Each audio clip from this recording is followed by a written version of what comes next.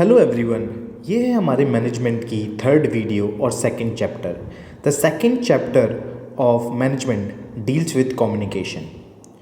Okay, so अगर आपने मेरी पिछली दो वीडियोस नहीं देखी हूँ तो आई विल इंसिस्ट कि आप सबसे पहले जाकर मेरी दोनों वीडियोस मोटिवेशन की वो कवर करिए एंड उसके बाद कम्युनिकेशन पर आइए and this will give you a better understanding of this chapter.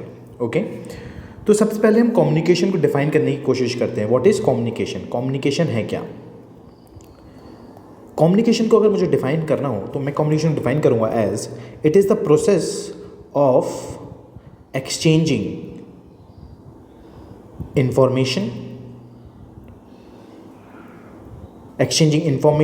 Thoughts और feelings to ensure mutual understanding.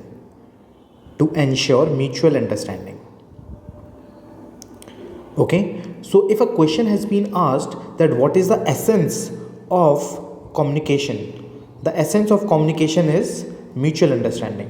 So this is a very important point, that the essence of communication is mutual understanding. Communication में सबसे पहले model पर आते हैं which is your Claude Shannon and Warren Weaver model. What it is? It is Claude Shannon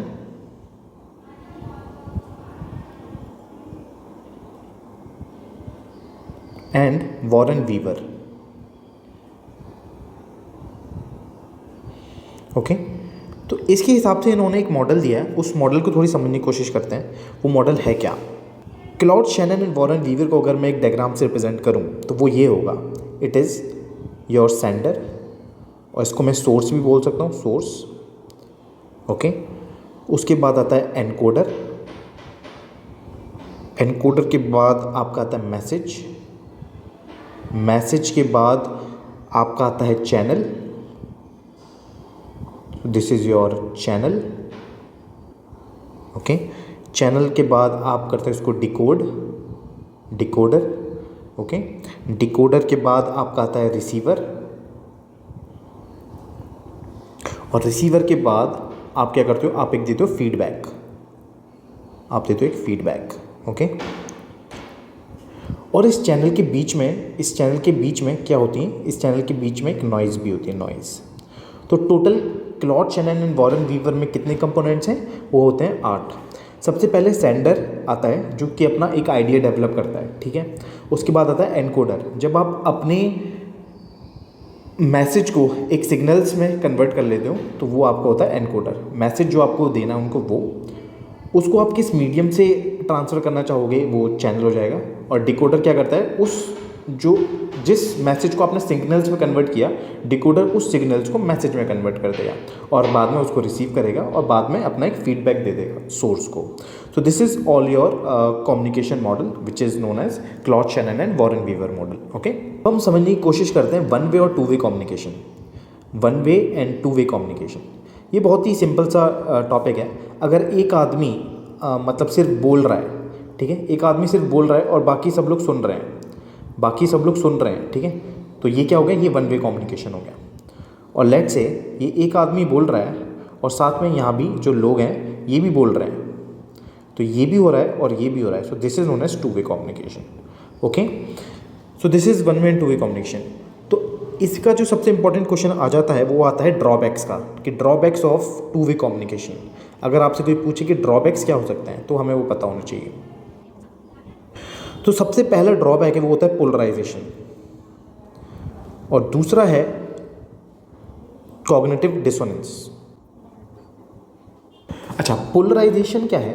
जैसे मान लीजिए दो लोग डिस्कस कर रहे हैं एक बात से, ठीक है, डिस्कस करने के बाद से बात और बिगड़ जाती है, तो एक आदमी अपने ही एक बात पे पोलराइज हो जाता है कि नहीं यार मेरी ही बात सही है। और दूसरी होता है कॉग्निटिव डिसोनेंस। कॉग्निटिव डिसोनेंस का मतलब ये है कि जब एक आदमी के अंदर एक एंग्जाइटी डेवलप हो जाए, जब उसका बिलीफ सिस्टम दूसरे के बिलीफ सिस्टम से मैच नहीं कर पाता, तो उसकी वजह से जो एक एंग्जाइटी आदमी के अंदर पैदा हो जाती है उसी को बोलते हैं कॉग्निटिव डिसोनेंस। ओके,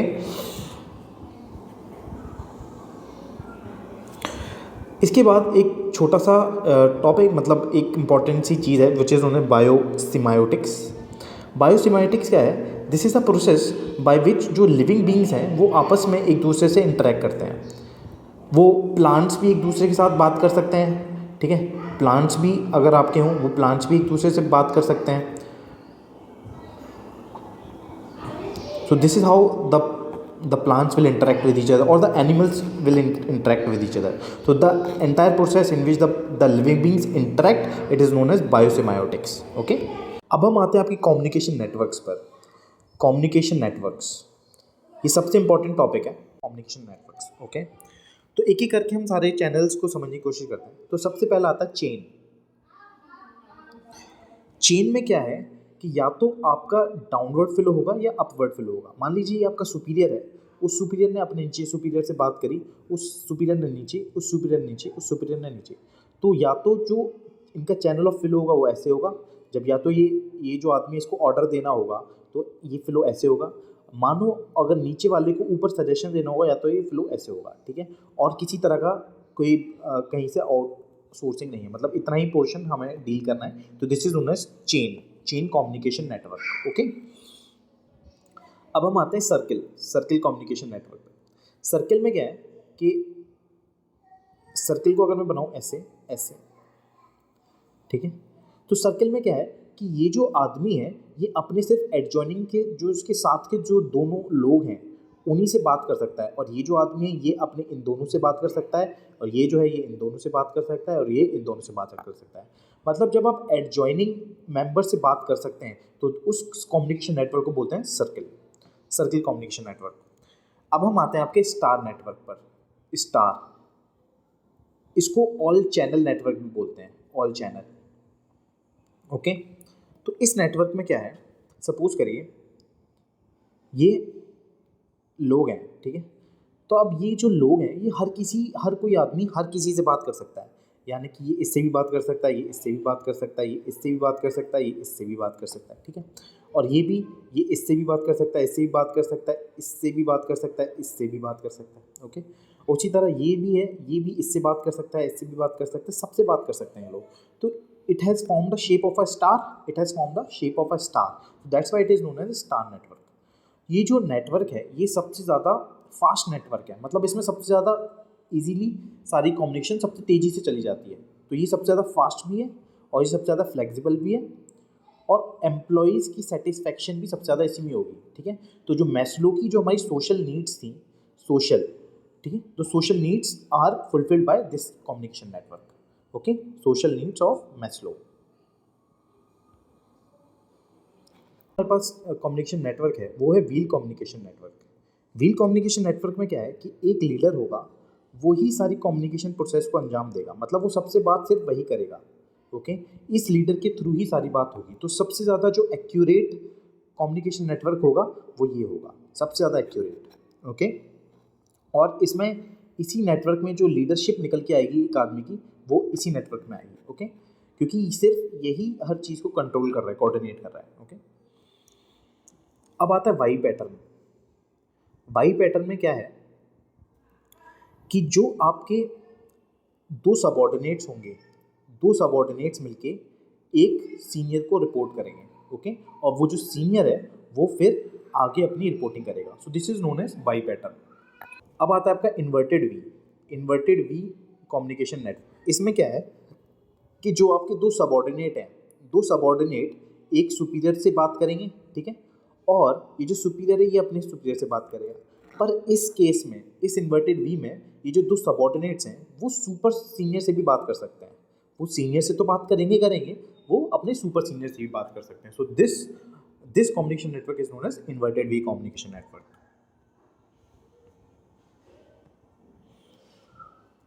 अच्छा, channels of communication network, channels of communication की बात आती है तो चैनल्स आपको पता ही है क्या क्या, दो चैनल्स होते हैं, फॉर्मल और इनफॉर्मल। ठीक है,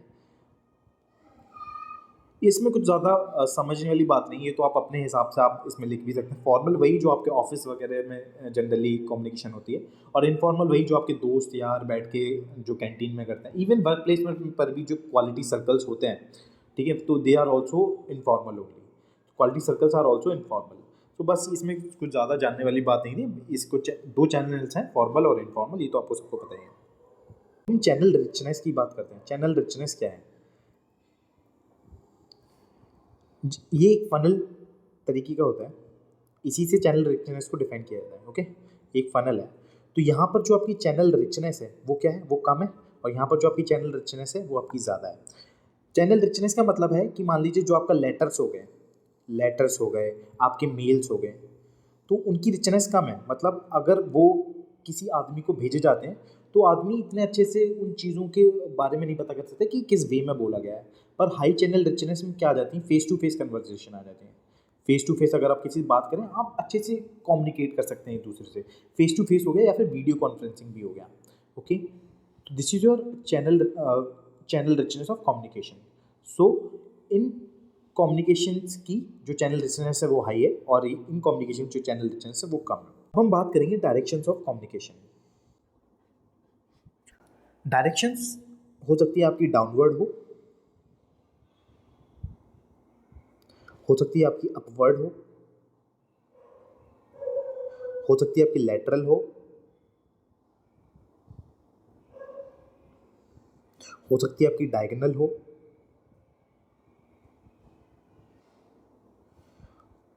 और हो सकती है ग्रेप वाइन। ग्रेप वाइन एक तरीके की गॉसिप्स जो होती हैं, इनफॉर्मल कम्युनिकेशन, उसको ग्रेप वाइन बोला जाता है। ओके, अच्छा, डाउनवर्ड हम कब यूज़ करेंगे? डाउनवर्ड जब सीनियर्स को अपने जूनियर से बात करनी होगी, ठीक है, यानी उनको कोई अपना ऑर्डर पास करना होगा तो डाउनवर्ड कम्युनिकेशन का यूज़ करेंगे। अपवर्ड कब करेंगे? अपवर्ड तब करेंगे जब किसी जूनियर को अपने सीनियर्स को सजेशन पास करना हो या फीडबैक पास करना हो, तब अपवर्ड करेंगे। लेटरल कब करेंगे? लेटरल तब जब कोई टीम मीटिंग हो या फिर कुछ टीम स्पिरिट या टीम कॉपरेशन का कुछ हो, तब उस केस में लेटरल करेंगे। डायगोनल कब करते हैं? डायगोनल सपोज करिए दो अलग अलग डिपार्टमेंट है, लेट्स से एक सेल्स डिपार्टमेंट है, एक परचेज डिपार्टमेंट है। लेट्स से एक परचेज डिपार्टमेंट के सबऑर्डिनेट को सेल्स मैनेजर से बात करनी है, तो उस केस में जो कम्युनिकेशन होगी उस कम्युनिकेशन को बोलेंगे diagonal communication. Grapevine communication क्या है? Grapevine is a informal communication. जो गॉसिप्स वगैरह होती हैं जनरली, उनको ग्रेप वाइन कहते हैं। इस ग्रेप वाइन के टाइप्स ही हैं, तो उन ग्रेप वाइन के टाइप्स को हम समझने की कोशिश करते हैं। ग्रेप वाइन, सपोज करो एक आदमी है, उसने एक दूसरे आदमी को बताया, तीसरे ने इसको बताया, इसने इसको बताया, तो इस तरीके से ये ग्रेप वाइन कम्युनिकेशन को बोलेंगे स्टैंडर्ड सिंगल स्टैंडर्ड। ओके, अब गॉसिप दूसरा दूसरा टाइप है, उसको बोलते हैं गॉसिप चेन। उसमें क्या है कि ये एक आदमी सबको बताया जा रहा है, इसको बता रहा है, इसको बता रहा है, इसको बता रहा है, तो सबको बताया जा रहा है, तो इसको हम बोलेंगे गॉसिप चेन। ठीक है, और थर्ड टाइप होता है प्रोबेबिलिटी। प्रोबेबिलिटी में क्या है कि मान लीजिए इस आदमी ने इसको बताया, इस आदमी ने इसको बताया, फिर ये इसने आगे दो लोगों को बता दिया और इन्होंने किसी को नहीं बताया, और इन्होंने आगे इसको बता दिया, इसने आगे इसको बता दिया, और बाकी ऐसे ऐसे जो प्रोबेबिलिटी हो, मान लीजिए ये बताएगा नहीं बताएगा या बता भी दे, तो this is known as probability grapevine. Okay, अब आते हैं क्लस्टर। क्लस्टर में क्या है कि सपोज करिए इस आदमी ने दो लोगों को बताया, ठीक है, और इस आदमी ने अपने तीन लोगों को बता दिया, ठीक है, और इसका जो ये आदमी इसने अलग अपने तीन लोगों को बता दिया, तो मतलब एक क्लस्टर्स फॉर्म हो रहे हैं। ठीक है, एक क्लस्टर्स फॉर्म हो रहे हैं, इसी ग्रेप वाइन को हम कहते हैं क्लस्टर ग्रेप वाइन। अच्छा, मोड्स ऑफ कम्युनिकेशन की बात करूँ अगर मैं, मोड्स ऑफ कम्युनिकेशन, तो मोड्स ऑफ कम्युनिकेशन में या तो आपके वर्बल कम्युनिकेशन होगी या तो नॉन वर्बल कम्युनिकेशन होगी। Okay, non verbal is very important. Verbal में आपका क्या होता है, या तो आपकी ओरल बात होगी या आपकी रिटर्न बात होगी। ठीक है जी, ओके, तो ओरल रिटर्न में इतना कुछ बताने लायक है नहीं है, क्योंकि ये तो हम सबको पता है कि ओरल जब आप किसी बातचीत कर रहे हैं, रिटर्न में आप मान लो लेटर वगैरह लिख रहे हैं, तो आपकी रिटर्न कम्युनिकेशन होगी। सो दिस इज तो there is not much to explain in it, but in non verbal there is lot to discuss. अब हम नॉन वर्बल कम्युनिकेशन को समझते हैं। नॉन वर्बल क्या कम्युनिकेशन कैसे होता है? सबसे पहले होता है फेशियल एक्सप्रेशन। आप फेशियल एक्सप्रेशन से किसी को देख के बता सकते हो कि यार उसका मूड अच्छा है या नहीं है, तो वो कम्युनिकेशन किस तरह की होगी? वो होगी नॉन वर्बल कम्युनिकेशन। तो एक तरह का फेशियल एक्सप्रेशन भी आप एक नॉन वर्बल कम्युनिकेशन हो गया। दूसरा होता है जेस्चर्स। जेस्चर से आप किसी इशारे की तरह से बता सकते हैं। जैसे आप अगर दो का साइन बनाएं, तो भाई दो का ये साइन हो गया, तो हो सकता है आपको लू जाना पड़े। ठीक है, नंबर 2 इज़ फॉर लू। और लेट्स से आप अगर लिफ्ट मांगते हैं किसी से, तो अपना अंगूठा दिखा के आप जब अपनी लिफ्ट मांग लेते हैं, तो it is also gestures only. Okay, और थर्ड आता है हमारे पास पैरालिंग्विस्टिक या प्रोसोडिक्स। प्रोसोडिक्स और paralinguistic.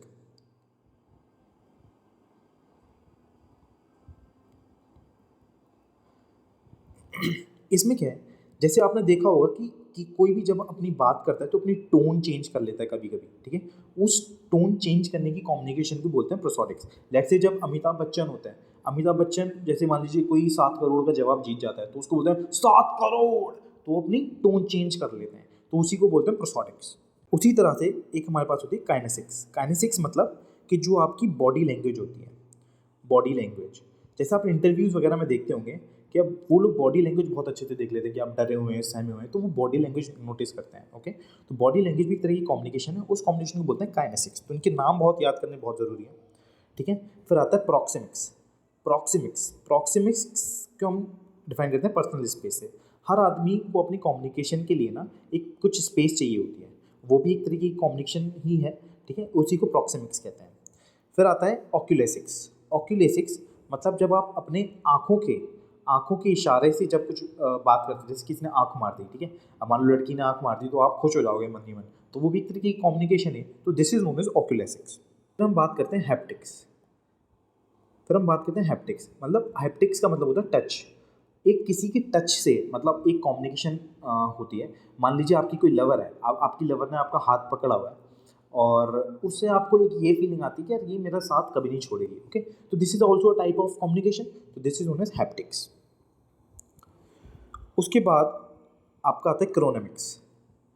Chronemics it's the chronemics involves time. Okay, America में क्या होता है कि अमेरिका में हर किसी को टाइम पर आने को बड़ा तवज्जो दी जाती है। अगर आप टाइम पर हैं तो आप पंक्चुअल हैं, और अगर आप टाइम पर नहीं हैं तो आप सीरियस नहीं हैं अपनी किसी बात को। So this communication which involves time, it is known as chronemics. And there is also pictorial communication. आपने देखा होगा कि भाई ग्राफ्स बना देते हैं लोग प्रेजेंटेशन में कि अच्छा हमारी ग्रोथ इतनी है, या फिर ग्रोथ इस बार कम हुई है या इस बार ज़्यादा हुई है, तो that is known as pictorial representation. अब हम बात करते हैं बैरियर्स टू कम्युनिकेशन। तो बैरियर्स क्या क्या होते हैं कम्युनिकेशन? बैरियर्स का मतलब होता है बाधाएं। क्या क्या बाधाएं आ सकती हैं? तो इन बाधाओं को अगर मैं कुछ कैटेगरीज में डिफाइन करूं, तो पहला आता है सेमेंटिक बैरियर। दूसरा आता है आपके पास साइकोलॉजिकल बैरियर, ठीक है, और तीसरा आता है आपके पास ऑर्गेनाइजेशनल बैरियर, और चौथा आता है आपके पास पर्सनल बैरियर। तो हर बैरियर को हम एक एक करके समझने की कोशिश करते हैं, ठीक है। तो सबसे पहले हम डिफाइन करते हैं सिमेंटिक बैरियर को। सिमेंटिक बैरियर में सबसे पहले आता है सिंबल्स विद डिफरेंट मीनिंग्स। हर एक सिंबल की अलग अलग मीनिंग होती है। लेट्स से आपने 2 का निशान बनाया, आपने आपने 2 अपने हाथों से दिखाया कि भाई 2 उंगली है, तो कुछ लोग तो समझेंगे इसको विक्ट्री, राइट, कुछ लोग समझेंगे इसको विक्ट्री, और कुछ लोग इसी को समझ लेंगे भाई आपको लू जाना है, ठीक है। तो हर एक सिंबल की 2 मीनिंग हो गए, ठीक है, तो ये भी एक तरीके का बैरियर ही है। लेट्स से रेस्ट रूम है, रेस्ट रूम, तो कुछ लोग इसको समझेंगे कि भाई लू है, आपको वॉशरूम जाना है, और कुछ लोग इसको समझेंगे कि भाई एक रूम है जहाँ पर रेस्ट करना है, ठीक है, रूम है जहाँ पर रेस्ट करना है, तो वो दोनों अलग अलग मीनिंग हो गए। तो this is symbols with different meaning, so this is one of the semantic barrier. Second semantic barrier की मैं बात करूँ तो आता है technical jargon. Technical jargon technical jargon में ये होता है कि आप पर्टिकुलर किसी टेक्निकल बात से अपनी कम्युनिकेशन कर रहे हो, ठीक है, कोई टेक्निकल टर्म है उससे आपकी, और किसी को मान लो टेक्निकल टर्म पता है, किसी को नहीं पता है, उसकी वजह से भी एक बाधा क्रिएट हो जाती है। लेट्स से केटी। केटी क्या होता है? केटी नॉलेज ट्रांसफर होता है, नॉलेज ट्रांसफर। ये जो नॉलेज ट्रांसफ़र होता है, ये आप देखते हो आईटी इंडस्ट्री में कि यार जब भी कोई नया बंदा आता है ना तो उसको केटी कहते हैं, यार अपना केटी कर लो, तुम्हारी नॉलेज ट्रांसफ़र करनी है, मतलब जो स्टार्टिंग में अपना फेस स्टार्ट करता है ना, केटी। यही बात अगर आप किसी नॉन इंजीनियर या फिर किसी किसी दूसरे आदमी से कह दो जिसके पास कॉमर्स है, लेट्स से, ठीक है, तो उसको केटी समझ में नहीं आएगा कि यार केटी क्या होता है। ओके, तो ये टेक्निकल जार्गन्स भी एक तरीके की बाधा क्रिएट कर देते हैं, ठीक है। और तीसरा आता है फॉल्टी ट्रांसलेशंस। मतलब मान लीजिए फॉल्टी ट्रांसलेशंस मतलब कि मान लीजिए राहुल गांधी के साथ बहुत ये एग्जाम्पल होता है। राहुल गांधी जब भी किसी दूसरी स्टेट में जाते हैं, लेट्स से तमिलनाडु या कर्नाटका, तो उनके जो ट्रांसलेटर्स आते हैं ना, वो एक पूरी कॉमेडी क्रिएट कर देते हैं कि भाई वो बोलते कुछ हैं और वो लोग बोलते अपना ही हैं। तो एक तरह के फॉल्टी ट्रांसलेशंस भी एक कॉम्युनिकेशन को बाधा डेवलप कर देती हैं। अनक्लैरिफाइड अजम्पशन, इसमें मैं एक एग्जांपल से आपको समझाता हूँ। लेट्स से एक पुलिस वाला है, वो एक आदमी से बोलता है यार हमारे खर्चे पानी मतलब हमारी चाय पानी का कुछ करो ना, चाय पानी। तो ये जो चाय पानी, ये जो आदमी समझेगा कि यार या तो उसको चाय और पानी वो दोनों ला के देता है कि भैया ये लो आपकी चाय और ये लो आपके पानी, और अब मेरा जो काम है वो कर दो। तो पुलिस वाला क्या करेगा, पुलिस वाला लठ लेके इसके ये सुझा देगा, ठीक है, इसको सुझा देगा अच्छा खासा कि भाई चाय पानी का मतलब इनके में पैसों से बोला जाता है चाय पानी, और ये चाय पानी लिटरली लेके चला गया। तो this is unclarified assumption, this is an example of unclarified assumption. फिर आता है ambiguity of words. Ambiguity of words, ambiguity of words से हमारा मतलब है कि बहुत से वर्ड्स ऐसे हैं जो मतलब ऑलमोस्ट सेम ही साउंड करते हैं। लेट्स से हेयर, और लेट्स से HEIR, ओके, और let's say heir, okay. Heir का मतलब इंग्लिश होता है यहाँ, और हेयर का मतलब होता है लीगल हेयर। जैसे एक आदमी है, उसका बेटा क्या हो जाएगा, उसका लीगल हेयर हो जाएगा। और हेयर इसमें होता है सुनना, फॉर लिसनिंग। तो हर तीनों शब्द का जो मतलब है वो अलग अलग है। So this is what, this is ambiguity of words. अब हम आते हैं अपने साइकोलॉजिकल बैरियर्स पर। साइकोलॉजिकल बैरियर्स, साइकोलॉजिकल बैरियर्स में जो सबसे पहला आपका आता है वो है डिस्ट्रस्ट। मतलब जो आपसे बात कर रहा है, आपको उसकी बात पर विश्वास ही नहीं, आपको लगता है झूठा है यार, ये तो साला झूठा ही है। तो this is known as distrust. दूसरा आता है इनअटेंशन, मतलब कोई भी मीटिंग चल रही है, लेट्स से मीटिंग में मेरे साथ तो बहुत हो जाता है कि मैं अटेंशन नहीं दे पाता, तो वो एक तरीके से क्या हो जाएगा, इनअटेंशन। जब मैं अटेंशन नहीं दे रहा तो मुझे बात ही समझ में नहीं आएगी, ठीक है। तो this is known as इनअटेंशन।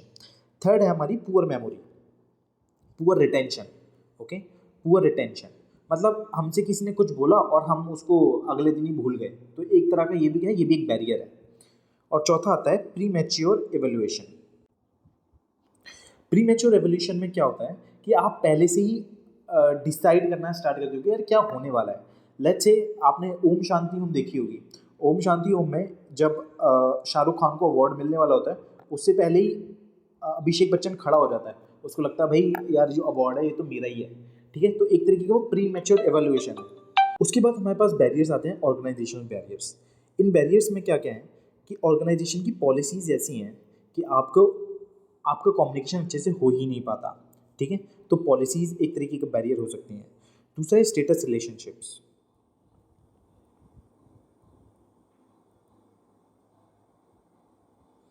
Status relationship में क्या है, जो सबऑर्डिनेट्स हैं वो हिचकते हैं मतलब अपने सीनियर से बात करने के लिए, तो ये भी एक तरीके की बाधा ही है।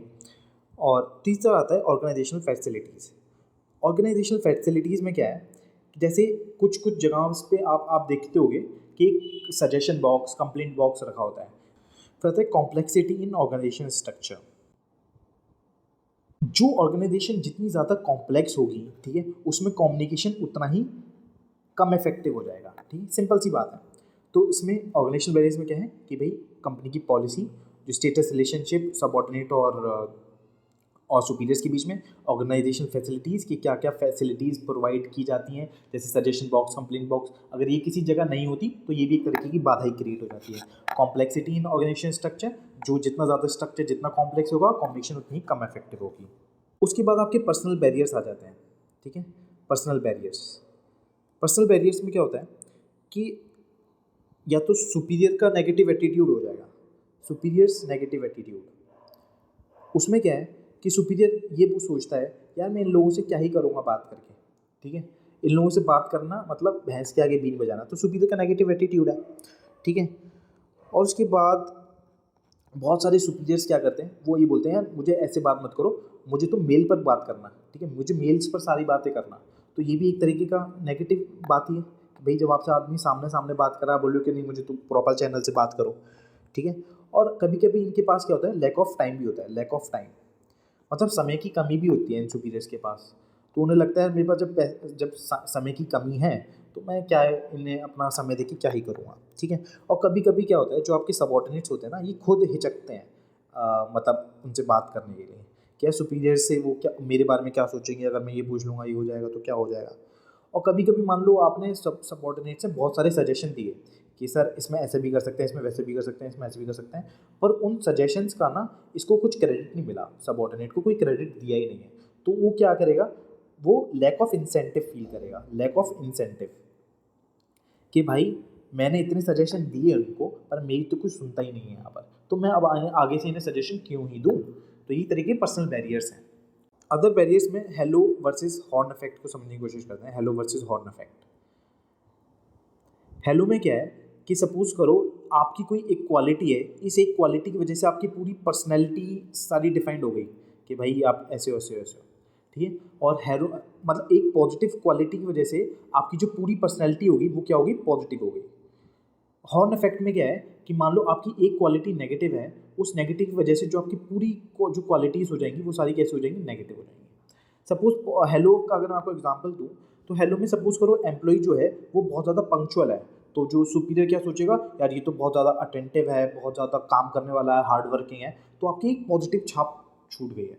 और मान लो सपोज करो कि आप पंक्चुअल नहीं हो, बाकी आप बहुत होशियार हो और सब काम करते हो, सब टाइम चीज़ टाइम पर आपकी एक नेगेटिव छाप छोड़ गई है, ठीक है, कि यार ये तो बिना किसी काम का है और मतलब ये सारा ये काम के लिए सीरियस नहीं है। तो this is known as horn effect.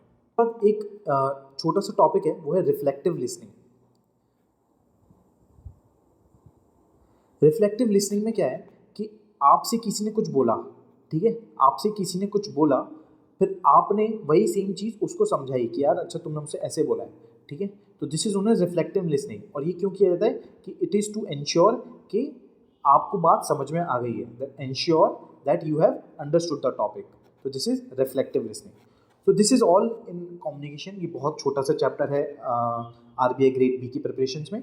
तो मैंने इस पूरे चैप्टर को बहुत आसानी से आपको समझाने की कोशिश की है। तो if you want me to continue with this series तो please hit like, subscribe and share with your friends. So thank you so much.